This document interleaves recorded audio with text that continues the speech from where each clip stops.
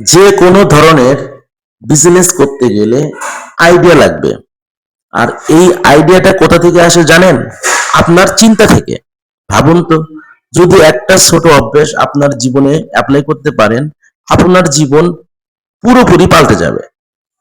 এমন একটা হ্যাবিট যা ঠিকভাবে করলে 6 মাসের মধ্যে একজন সাধারণ মানুষ তার ফাইন্যান্সিয়াল লাইফে বড় পরিবর্তন দেখতে পারবে।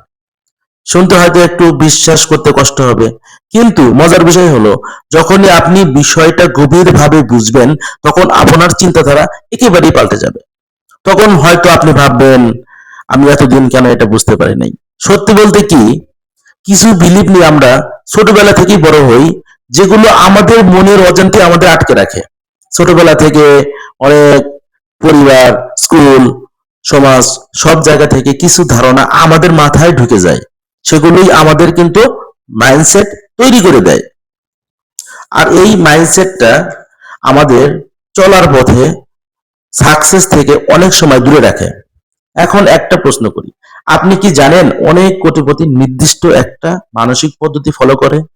একটা সিম্পল মেন্টাল প্রসেস যা ফলো করে, যা তাদের সিদ্ধান্ত নেওয়ার সময় অনেক বেশি সাহায্য করে, সুযোগ অনেক সুযোগকে তারা দেখতে পারে।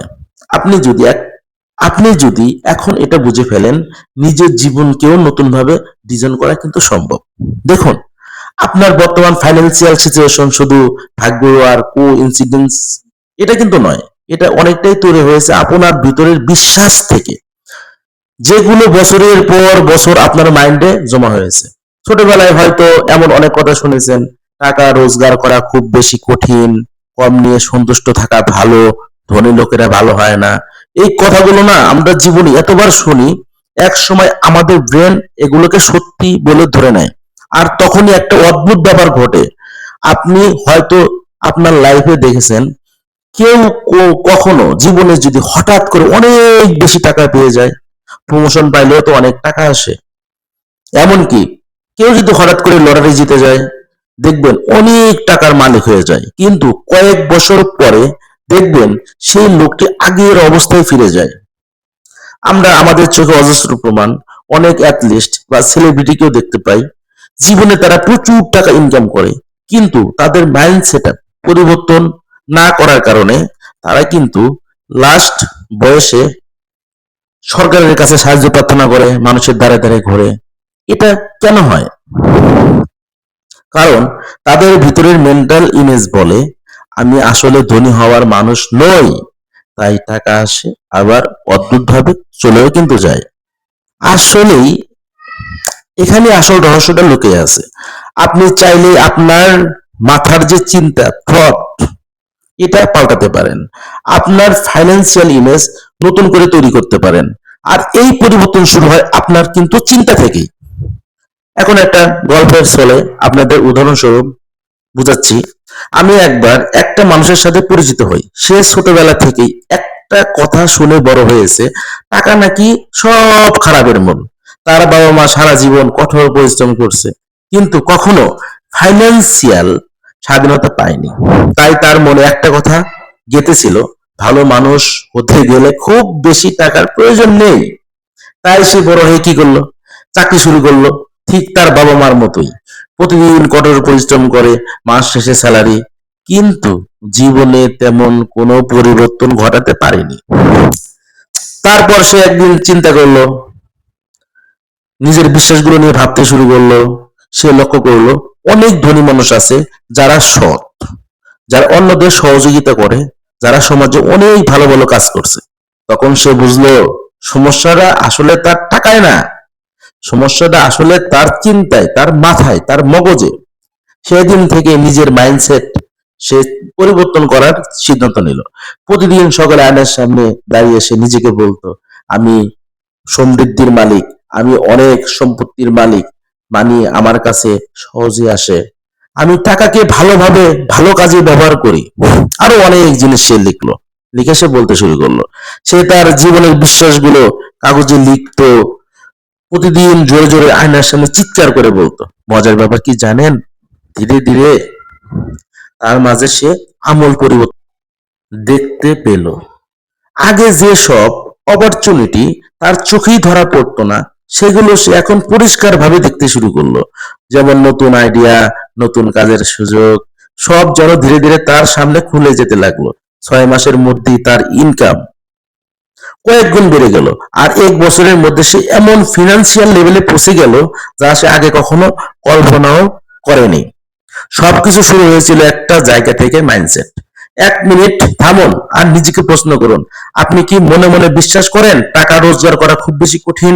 ধনী হওয়া আপনার জন্য না, নাকি ধনী মানুষ মানেই সেলফিশ? যদি আপনার মনে এই বিশ্বাসগুলো থাকে, তাহলে সময় এসেছে এগুলোকে চ্যালেঞ্জ জানাবার। একটা সিম্পল এক্সারসাইজ করুন। একটা কাগজ নিন আর টাকার ব্যাপারে সব যত নেগেটিভ চিন্তা লিখে রাখুন। কোনো ফিল্টার করা লাগবে না, মাথায় যা আসে তাই লিখুন। তারপর প্রতিটা নেগেটিভ কথার পাশে একটা পজিটিভ পজিটিভ লিখুন, কথা লিখুন। যদি লিখে রাখেন টাকা রোজগার করা কঠিন, তাহলে তার পাশে অবশ্যই লিখবেন টাকা আমার কাছে আসে, সহজেই আসে, যদি আমি সেটা সঠিকভাবে কাজ করতে পারি। যদি লেখেন আমি ধনী হওয়ার যোগ্য নই, আমি ধনী হওয়ার জন্য জন্মাইনি, তাহলে লিখে রাখুন আমি সমৃদ্ধিকে আকর্ষণ করার ক্ষমতা রাখি। মনে রাখবেন, জীবনের বড় পরিবর্তন আনে অনেক সময় বড় কোনো কাজ দিয়ে নয়, ছোট একটা চিন্তার পরিবর্তন দিয়ে কিন্তু শুরু হয়। চলুন একটা ইম্পর্টেন্ট সাবজেক্ট নিয়ে কথা বলি। মনে করেন আপনি নিজের জীবনে একটা নতুন বিশ্বাস বানাতে চান, যে বিলিভ আপনাকে সফলতার দিকে নিয়ে যাবে। কিন্তু একদিন ভাবলে হবে না, প্রতিদিন নিজের মনে সেই বিশ্বাসটা রিসার্চ করতে হবে। শুরুর দিকে এটা একটু অদ্ভুত লাগতেই পারে, মনে হবে আমি কি সত্যি এটা, কিন্তু সত্যি কথা হলো আমাদের ব্রেন ঠিক এভাবেই কাজ করে। আপনি যদি একটা কথা বারবার নিজের মনে রিপিট করেন, ধীরে ধীরে আপনার ব্রেন সেটাকে সত্যি বলে ধরে নিতে শুরু করে। এখন ভাবুন তো, যদি ভুল ধারণা বারবার শোনেন, বারবার বিশ্বাস করেন, করে এতদিন সফলতা অর্জন করতে না পারেন, তাহলে সঠিক কথা বারবার বললে কি হবে একবার চিন্তা করুন। আপনি অনেক কিছুই অর্জন করতে পারবেন। আপনার মধ্যে সেই গুণটা আছে। আপনি আসলে যেটা চান, আপনি সেটারই যোগ্য। ব্রেন কিন্তু সত্য মিথ্যা ধরতে পারে না। আমাদের যে একটা মাইন্ড আছে, সাবকনসিয়াস মাইন্ড, সেটা সত্য মিথ্যা আলাদা করার ক্ষমতা রাখে না। আমরা এই ব্রেনকে যেটা দিব, যেভাবে চিন্তা ভাবনা করতে শেখাবো, সেই ব্রেন সেভাবেই কিন্তু কাজ করে। টিভিতে অনেক সময় আমরা নাটক সিনেমা দেখি, অনেক কষ্টের কাহিনী আমরা এমন ভাবে বিশ্বাস করি যে আমাদের চোখে পানি চলে আসে। কিন্তু আবার যখন ভালো জিনিস দেখি, যখন তখন কিন্তু আমরা খুশিতে আত্মহারা হয়ে যাই। আমরা কিন্তু নিজেও জানি এটা একটা নাটক, এটা সিনেমা, কিন্তু বিশ্বাস করেন আমাদের ব্রেন কিন্তু সত্য মিথ্যার মধ্যে পার্থক্য করতে পারে না। আর এজন্যই বলি, আমাদের ব্রেন এর মধ্যে যে চিন্তা ভাবনা আছে, এগুলো আমাদের চিন্তা ভাবনা চেঞ্জ করতে হবে। পরবর্তী ভিডিওতে কিভাবে এগুলোকে অ্যাপ্লাই করা যায় তা নিয়ে একটি ভিডিও বানাবো।